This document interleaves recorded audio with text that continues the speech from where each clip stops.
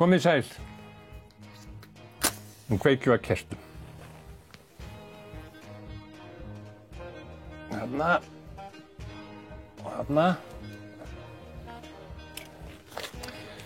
Viðmælanda dagsins sæki ég bara hérna í nágrennið, þrátt fyrir það að hann sé, hann úr Reykjavík. Starfar á Akureyri, stjórnar leikhúsinu þar, Marta Nordal leikkona og leikhússtjóri.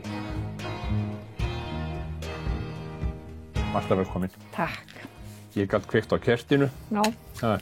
Í tilefni tímans á árinu. Já. Hvernig staðan? Bara beint. Hvernig staðan í leikhúsinu á þessum tímum? Já, þetta hafa verið alveg stór undarlegi tímar eins og við þekkjum. Og við höfum sífellt verið svona einhvern veginn að endurmeta og endurskoða og færa til og svona. En við til dæmis tókum út eina sýningu, Skuggasveinn, sem við ætlum að frumsýna núna í haust. Skuggasveinn? Já, og tókum hana út og færiðum hana, frestum henni til næsta haust, út af ástandinu af því hún var aðeins og fjölmenn. Og settum inn svona gaman sketsa sýningu með 3 leikurum sem við erum að undirbúa núna. Mér finnst einhvern veginn eins og söngleikurinn sem var á síðasta ári, Vorið vaknar. Mér finnst eins og sé bara nýbúið en þeir eru hægt að sýna. Já, við þurftum bara að hætta að sýna eftir miklu fyrir en við ætluðum. Og vonandi getum við farið með hann í Þjóðleikhúsið næsta vor, það er svona draumurinn. Já. Þannig að við sjáum hvað setur. En er ekki allt á einhverju,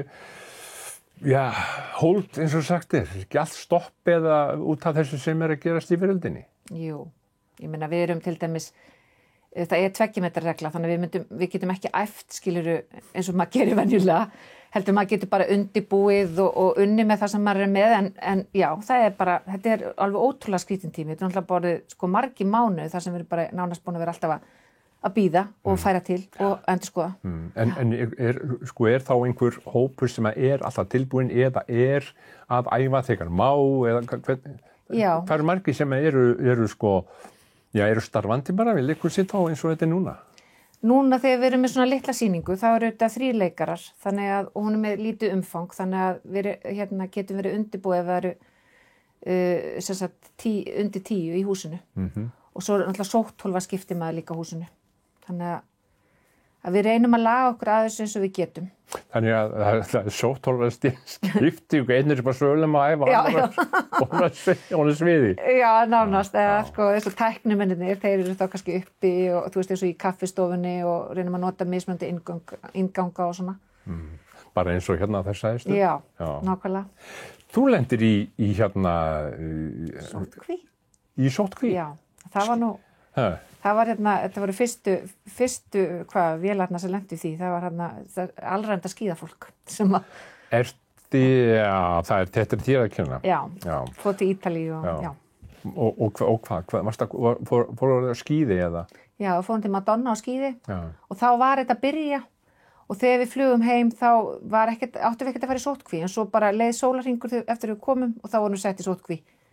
Og það ég veit ekki hvort það hafi verið eitthvað smit í vélinni en allavega við vorum ekki smituð. En þið hafið sloppið sem sagt? Já. Eru þið hrædd við þetta? Ertu hrædd við þetta eins og staðan er? Nei, ég get ekki sagt að ég hafi upplifað það. Nei. Í þessu sko. Ég hef ekki alveg tilfinningu fyrir því að því það er engin nálæknir sem hefur veikst og hvað þá alvarlega. Þannig að en ég reynir bara, þú veist, að fara þetta varlega og gera það sem maður getur. En nei, ég get ekki sagt því sér. Fylgistu með fréttum sem að koma að þessu? Fylgistu með þessum fundum hjá þríeykinu og... Já, við fylgjumst með þessu náttúrulega auðvitað bara út af starfinu, út af börnunum hans og svona. Og svo eru við líka í svona stofnanir í sviðslistum. Við erum í svona samtökum, þar sem við erum með vikulega fundi. Já. Öll leikhúsin og Harpa og Sinfonían og RÚV og hittust alltaf og förum yfir stöðuna. Bara höfum búin að gera það núna vikulega og erum alltaf að ráðum okkur að hjálpa hverju öðru og svona. Það er ótrúlega mikilvægt líka. Það er búið að tala það töluvert hvað þetta hefur farið illa með listamenn og ekki síst sviðslistamenn og tónlistamenn. Hvað veistu mikið þetta til dæmis gagnvart ungu fólki, ungum leikurum? Hvernig líður þeim? Hvað eru þeir að gera? Sko, þarna kemur bara, eins og við vitum, að þá er veiran, þetta ástand er að koma mjög mismunandi niður á landsmönnum. sumir verða mjög illa úti og aðrir ekki. Ég meina, þú veist, sjálfstæða geiranum sumstaðar blæðir út, sko, á meðan ríkisstofnanir kannski ekki. Þannig að þarna held ég að það sé alveg ótrúlega erfitt að vera sjálfstæður listamaður sem ert ekki á launum hjá neinni stofnun. Það svona stigsmunur á því að vera fastur launamaður einhvers staðar eða vera búin að vera að lifa á svona giggum og sjálfstæðum verkefnum og svo bara allt í einu þurrkast það út. Ég held að þeir listamenn eru bara í miklu vanda og eru búin að vera það lengi, eru sumir að reyna að finna sér, þú veist, gera eitthvað annað, vinna annar staðar eða setja listina fram með einhverjum öðrum hætti, en það alveg bara, þetta bara búið að vera mikið úrlausnar atriði fyrir stjórnvöld að koma til móts við sjálfstæða listamann sem falla svona milli skips og bryggju, til dæmis bara í atvinnubótakerfinu. Og það hefur núna búið að vera með einhver úrræði stjórnvöld gagnvart þeim, sem svona kannski þessi hópu sem hefur verið svona mikilvægastur að mæta. Hefur þú fundið fyrir þessu, ungt fólk að hafa samband við þér og leikarar að hafa samband, eitthvað að gera hjá þér, get ég komið staðið, eitthvað svoleiðis? Það hefur kannski ekki verið mikið, en það hefur kannski aðalega verið það, þeir sem eru ráðnir í framtíðarverkefni hjá mér hafa verið að hafa samband til að spyrja, ekki öruggt að þetta verði? Já. Skilurðu, af því að þá fólk náttúrulega sér fram á tekjur og bara þú veist, hvað ef þetta dettur líka upp fyrir hvað þá. Já.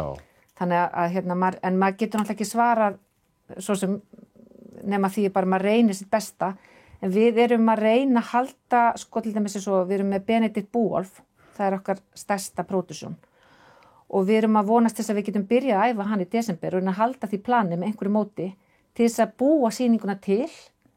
Því leið þú byrjar að fresta, þú veist, þá bunkast þetta bara upp og þú veist, þú byrjar að setja, eins og þú þekkir verandi úr leikhúsinu og búin að setja fjármagn í verkefnið og þú vilt náttúrulega að það skili sér með einhverjum hætti. Já. Þannig að við munum vinna mjög, sko, ötulega því. Já. Og þú segir að þið séu, sko, samtök í þessum geira haldið fundi þetta? Já, við heldum fundum og þú veist, við erum að bera saman bækur og fá ráð og svona standa saman. Þarna kemur það merkilega við svona faraldur að það kemur ákveðin samheldni sem hefur ekki verið áður. Þú veist, það svo mikið samheldni, þetta hefur kallað svo mikla samheldni í svo mörgum geirum. Já. Og það finnst mér ótrúlega dýrmætt og hefur reynst okkur mjög dýrmætt.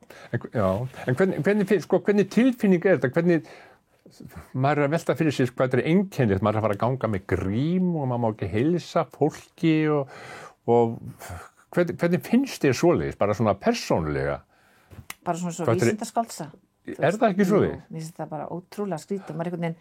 En svo skrítið hvernig manneskjan og svo mikla aðlögunarhæfni. Þú veist, fyrir einhverjum mánuðum hefði maður bara, hvað rugl þetta? Skilur þú? Ef maður sæði þetta fólk allir með grímu og ef þú ert ekki með grímuna þá bara, skilur þú, farðu bara auggotur og þú veist, allt þetta. Eða bara sem líka að kannski ef þú hlýðir ekki að þá hægt að tilkynna þig. Þú veist, þetta ótrúlega skrítið. Þetta var allt annað veruleiki og fyrir einhverjum tíma síðan í fyrra, þá hefði maður alveg bara, nei, þetta en svo sýna bara hvað við erum fljótsamt að aðlaga okkur að einhverju svona algjörlega breyttu andrúmslofti, það er svo ótrúlega skrítið. Maður þarf að fara til að kaupa í matinn og annað og það eru allir með grímu. Allir. Og ef þú ert ekki með grímu, þá ertu bara, það er bara alvarlegt. Já, sko, hörðustu jaxlar sem maður rífa kjafti yfir öllu, þeir eru með grímu. Já. Nákvæmlega. Það mjög. Það aldrei gott að þá. Já. Hvar kynnist þú leikfræði Akureyrar? Já, það nú skemmtilegt að segja frá því. Því ég réði mig hingað bara eftir ég útskrifaðist frá Bretlandi. Fyrsta verkefni sem ég tek að mér í atvinnuleikhúsi hér. Og hér var ég 1,5 ár nýútskrifuð leikona. Og ég fór einmitt í pröfur fyrir, þetta var verkefni sem ég pröfaði fyrir að vera vefarinn miklu frá Kasmír sem Halldóri Laxness setti upp. Reyndar hérna niður á Rennivestæði, niður á Eyri, hafa verið að gera við leikhúsið. Þetta svo langt síðan? Já, þetta svo langt síðan. Og þannig að þá kynnist ég leikhúsinu og var svo heppin að kynnast svo mörgum, sko, sem eru náttúrulega annarkvort hættir eða farnir inn í annan heim. Og það var dýrmætt. Og þannig ég á svona, það sem líka alveg ótrúlega dýrmætt fyrir mig núna, sem ég kem núna inn í mjög breytt aðstæður og í öðru hlutverki, að ég þekki leikfélagið eins og það var.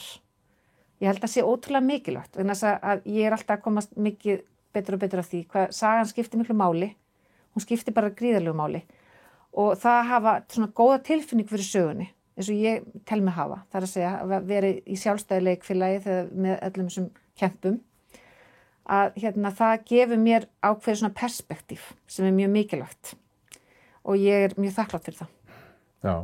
Ég trúi því. Já. En það er eins og þú segir, þú ert í allt öðru hlutverki núna. Já. Þú gefur ung leikona, langa til að leika, spennandi og allt þetta. En nú ert þú að halda utan, nú ertu leikhússtjóri. Nýtur þín sem slík eða... Já, mér finnst þetta er skemmtilegast það sem ég hef verið í. Aha. Já. Mér fannst rosa gaman að leika, en svo sneri ég mér að leikstjórn og ég er ennþá að leikstýra. Og það var líka svona að fara úr leikarunum yfir leikstjórn var mjög mikið skref og mikið stökk og svo núna finnst mér ég vera í starfi sem sameinar þetta allt saman. Sameinar bara alla mína reynslu því ég hef líka verið mjög mikið í svona félagsstarfi, var í forseti Sviðslistasambandsins, ég var í stjórn Leikfélags Reykjavíkur í mörg ár og hef verið í stjórn Íslenska dansflokksins, ég er búin að koma svona víða að í sviðslistum og ég er búin að viðaða mér reynslu, svona fjölbreytta reynslu þaðan. Þannig að núna ég hef verið, leikur á gólfinu, ég hef leikstýrt, ég hef verið í stjórn, ég er búin að vera alls staðar, þannig að mér finnst núna ég er svona komin með starf sem er bara svona, er með þetta allt saman og ég get einhvern veginn nýtt mér þekkingu mína og reynslu úr öllum þessum hornum og mér finnst bara, og það held ég sem alveg grundvallaratriði að vinna í leikhúsi það ég elska að vinna með fólki. Ég bara hef nærist á samskiptum við fólk og hugmyndir, að skiptast á hugmyndum og mér finnst ofsalega gaman í þessu starfi sem er kannski svona skref áfram það er að það er svo gaman að veðja á fólk og gefa því tækifæri. Það finnst mér ofsalega skemmtilegt. Já, þér finnst það? Já. Þér finnst það ekki ég treyst honum ekki, ég verða að gera eitthvað annað. Ég er ekki eða peningum í svona. Nei, mér finnst ofsalega gaman að uppgöta ungt fólk og hugsa bara, já, ok, þú ert með eitthvað, mér langar til þess að ég skal hjálpa þér og ég skal vera svona þinn mentor. Já, mér finnst það ofsalega skemmtilegt. Þú ert til í svona. Já, mér finnst það ofboðslega gefandi. Ég hef líka aðeins unni í Listaháskólanum, þá fékk ég þetta, verið svona í svona dómnefnd og verið að meta verkefni og þar og svona og mér finnst það alveg rosalega gaman að gefa svona feedback og svona hjálpa einhverju áfram og þetta er náttúrulega skiptir ofsalega miklu máli í starfi mínu sem leikhússtjóri vegna þess að þú ert að reyna að koma fólki áfram og fæinu áfram og þú ert að lyfta fólki upp og þú ert að hjálpa því áfram og ef þú hefur ekki gaman að því þá bara, það er ekki gott vegna þess að leikhússtjórinn er svolítið svona svo hann heldur utan allt leikstjórina sína leikarna þeir verða allir að geta leita til þín og fengið ráð og hjálp. En er þetta nú nú er þetta mjög skrítið, þessi tími, það er ekkert verið að leika og það er eitthvað svona rennir í húsin og innkoma og annað. En er þetta nú stórt fyrir þig? Því að þegar manni finnst einhvern veginn eins og það hafi, leikfélagi Akureyrar hafi hlaupið svolítið. Það er minna. Minnkað, já. Við erum nú að vinna í að stækka það. Það er náttúrulega auðvitað eins og við vitum, það er búið að sameina þetta allt saman. Nú er þetta undir hatti, nú er ég til dæmis með yfirmann sem er framkvæmdastjóri Menningarfélagsins og ég er svona eins konar sviðsstjóri eða þannig, leiklistarsviðs má kalla, en við náttúrulega notum auðvitað leikfélag Akureyrar. Það voru, og þú þekkir þessa sögu örugglega betur en ég, að þegar þessi sameining verður, þá náttúrulega svolítið verður skreppur svona leikfélagans saman og það verður bara svo lítið fjármagn, það var bara svona ofsalega og það var eitthvað tap og frá fyrir árum og eitthvað svona. Þannig að það var mjög lítið umleikis og þá var lítið hægt að gera og það núna er þetta svona smá saman að verða aukast, það var gerður menningarsamningur til 3 ára, það var mjög umbreytandi fyrir leikfélagið og bara menningarfélagið og svo erum við að fara að gera aftur samning sem við vonumst til þess að sé ennþá stærri og við erum núna búin að vera ekki setja til þess upp mjög stóra sýningar, stóra söngleiki sem eru náttúrulega mjög svona krefjast mikið fjármagns og svona stærðar. Já.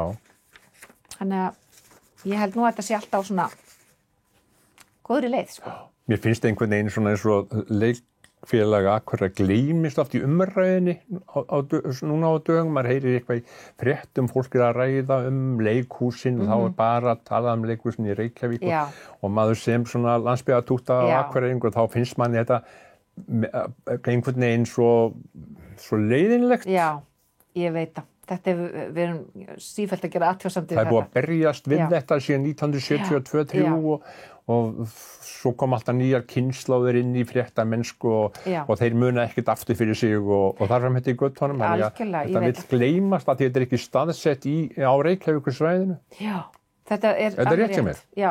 Við þurfum að hafa miklu meira fyrir því að vera á radarnum hér fyrir norðan heldur en í Reykjavík. Þetta er bara staðrind. Og það er alltaf að leita, það er bara að leita alltaf á efstu, bara þjóðleikhús, borgarleikhús, skilurðu, og svo bara, já, þá er það komið.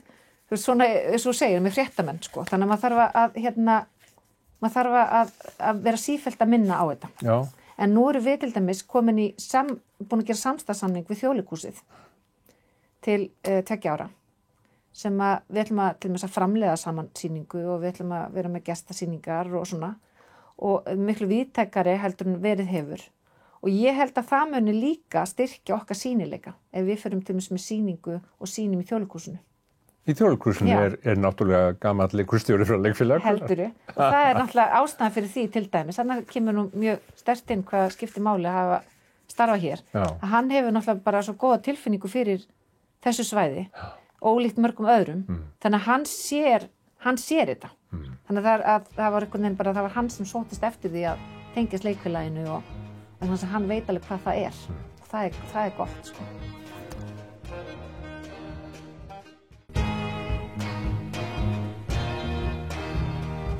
Við erum að spjalla saman hérna í Hvítum ávum.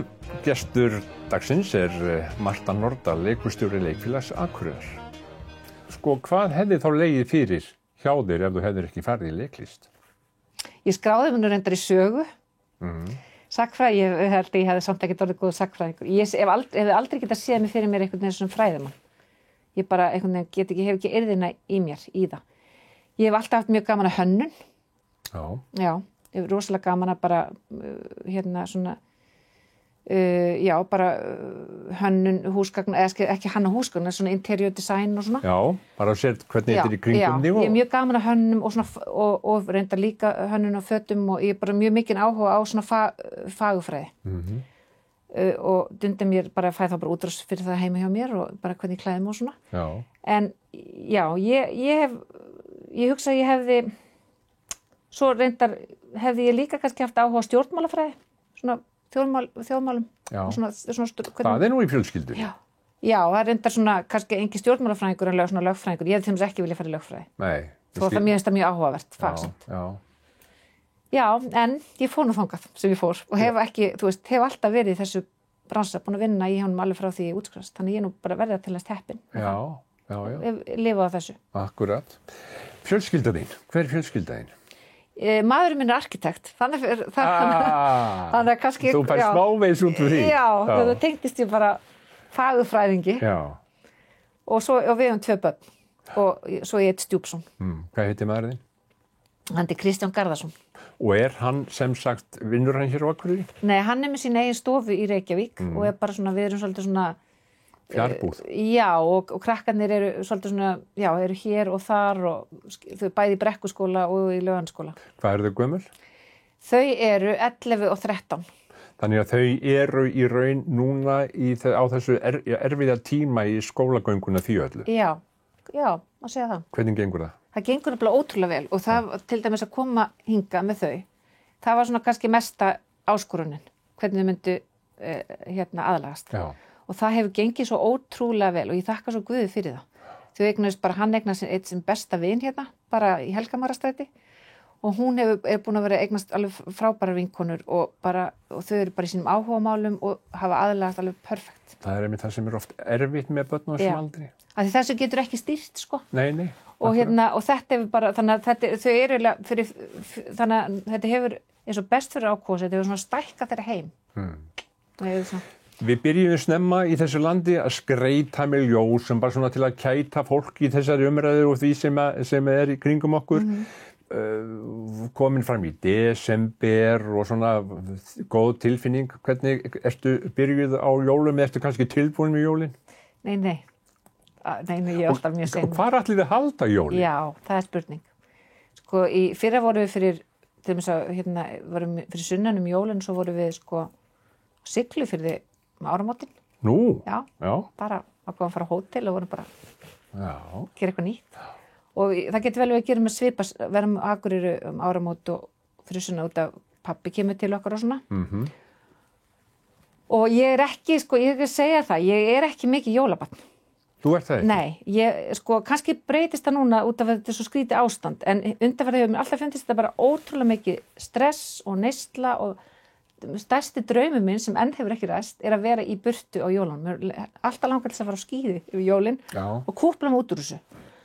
Og að því bara verða allir óðir bara í kaupinu og bara kaupa og bara það er svo mikið stress og álag og ég tengi ekki við þetta. Þannig að, en auðvitað er það notalegt að vera með fjölskyldunni og bara, slaka á og lesa bækur, en eins og ég segi, þá er ég ekki byrjuð á neinu. Nei, en hvernig voru þín barna á æskujól?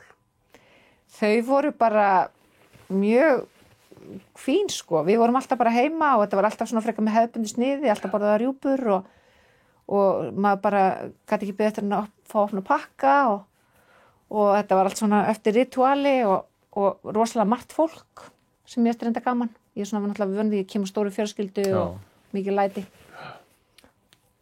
En hvernig heldur þetta verði? Ég meina, þið eru ekki búin að ákveða ykkur, þú ert ekki byrjuð svona neinur á. Nei, ég er ekki byrjuð á neinu. Verði ekki að senda fólk til því að þess að bjarga því? Jú, heldur það ekki. Hann eldar hefur alltaf eldar rjúpurnar. Já. Þannig ég hef nú alveg einhvern veginn, nema ég gerir bara hérna Rísalamand. Hvar voru þið fyrra á jólum? Við vorum í Reykjavík. Í Reykjavík? Hefur ekki verið á Akureyri? Nei, ekki á jólum. Nei. Ég þarf náttúrulega að prófa það. Þú þyrstir að prófa það?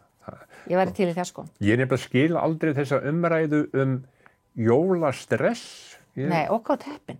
Ég bara... Smitast ekkert af þessu, Mér finnst það svo kjánalegt. Já, en það eru minna stress hérna heldur en Reykjavík. Já, hvað segirðu það? Nú þekkir þetta mjög vel. Fæddu upp hérna í Reykjavík, búið þar og lært að vera í skóla, kemur til Akureyrar, þekkir þetta hérna. Hvernig finnst þér það? Mér finnst bara svo mikið lífsgæði hérna. Ég held að, það er orðið, undanförnum árum hefur Reykjavík breyst svolítið mikið. Hún er orðið svo mikil umferðarborg. Og það er miklu meira stress þar. Og núna finnst mér bara þessi frelsi að fara, stundum lappandi, en ef maður er á bíl, að keyra og bara, maður er enga stund og leggur nánast fyrir utan og inn. Þetta er svo, það er einhvern veginn allt, tempóið er einhvern veginn svona betra. Og þetta hæfir þér? Já, og þetta er bara vera með, það er svo mikið, ég sé svo mikið tækifæri fyrir Akureyri og það er reyndar, Akureyri er farin að auglýsa núna allir sem svo störf án staðsetningar sem ég held að sé bara svo, að því það er svo mikið af fólki sem er sækjast eftir því að vera með börnin sín í góðu umhverfi, heilnæmu, litlar vegalengdir, bara stutt í náttúruna, stutt í útivist. Þetta bara, ef fólk hefur áhuga á skíðum eða göngum eða einhverju, þá er þetta bara svona einhvern veginn bara, þetta er frábær staður. Nýtirðu þetta, skíði, göngu og allt þetta? Já, ég er nú bara komin í gönguhóp sem er bara geggjað, reyndar ef við ekki gert neitt núna því að lögðumst af, en við vorum að labba hérna upp á fjall hér í kring og svo er ég náttúrulega skíðamannskja og svo langar maður að fara að byrja á gönguskeið. Já. Þannig að þetta er bara, og mér finnst þetta bara að keyra upp í fjall 10 mínútur, þetta er bara geggjað. En þú sem að þekkir svo margt fólk og þykir gaman að hafa margt fólk í kringu þig, hvað segja vinir þínir þá þegar þú lýsir þessu svona fyrir þeim á sért að búa fyrir norðan? Ég held bara, þeir koma dálítið mikið að heimsækja mig. Vinir mínir. Þeir finnst gaman að koma að heimsækja mig og bara hafa gert það svolítið og þetta saknaði mín rosalega mikið. En svo eignast maður nýja vini líka. Það er líka gott. Ég hef alltaf, ég alltaf var út í námi og ég hef alltaf átt rosalega auðvelt með að aðlaga mig að nýjum stöðum og eignast nýja vini og maður er bara alltaf að stækka. Stækka viðstum, alltaf að hafa fleiri og fleiri Endar með því að maðurinn opnar stofu hér fyrir norðan? Já, það verður alveg frábær. Hann er reyndar ættir Reykjavík, sko. Nú. Mamma sé hérðan og amma og Svava Baldvins, leikkona. Leikkona? Já, langamans. Nú það. Já. Jöfnvel, drifðu manni norður. Þannig að hann er sko, ef einhver á að vera hérna þá er það hann. Jæja, en nú er tíminn búinn. Nú þarf ég að taka mynd af þér. Já. Það er ekki kvöð, sko. Nei. Og ég takka þér fyrir spjallið. Takk. Við megum ekki... Nei. Nei, það eru 2 metra. Já. Og gleðileg jól. Gleðileg jól sömuleiðis.